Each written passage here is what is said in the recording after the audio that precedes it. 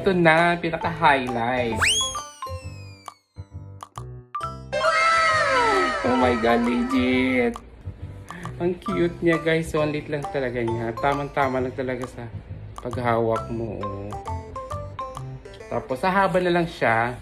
Pag dinugto mo yung ito, extra battery. Ayan. Ito, di ko pa pala tinanggal yung ano niya, cover sa screen. Ito na. Ano pakiramdam ng tinatanggal yung ano. Wow! Bongga. Ito siya guys.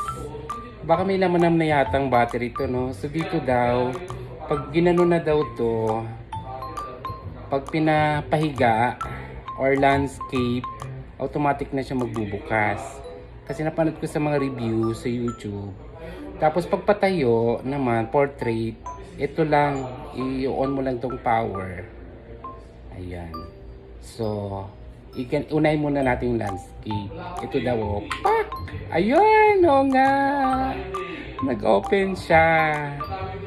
So, ayan, siyempre, si-set ko muna yung ano nito, gaya nito, yung language, English. So, isi-set ko yan. So, pag ito, binalik mo na siya, kusang mag-o-off na siya. Oh, di ba? Perfect!